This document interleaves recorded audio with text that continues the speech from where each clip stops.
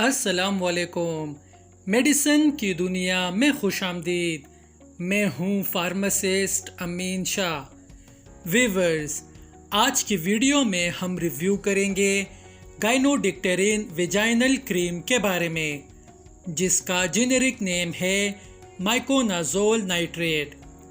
گائنوڈکٹرین vaginal کریم یعنی مائکونازول nitrate کیا ہے؟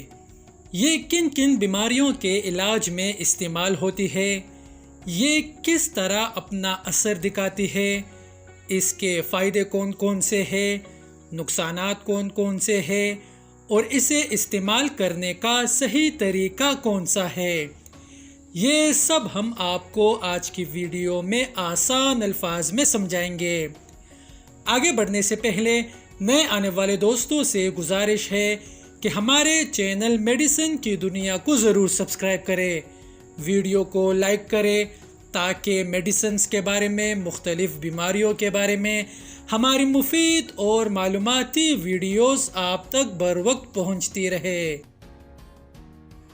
ویورز، گائنوڈکٹرین ویجائنل کریم یعنی مائکونازول نائٹریٹ ویجائنا کی کینڈیڈیاسس کی وجہ سے ہونے والی انفیکشن کے علاج میں استعمال کی جاتی ہے۔ یہ مردوں میں عضو تناسل پر کینڈیڈیاسس کی وجہ سے ہونے والی انفیکشن کے علاج میں بھی استعمال کی جاتی ہے۔ یہ دوا فنگس کے خلیات میں ان کے D N A, R N A اور پروٹین کے بننے کے عمل کو روک دیتی ہے، ان کی دیواروں کو تباہ کر دیتی ہے اور اس طرح فنگس کا خاتمہ کرتی ہے۔ اس کریم کے استعمال سے ویجائنا کے اندر سوجن اور جلن ہو سکتی ہے۔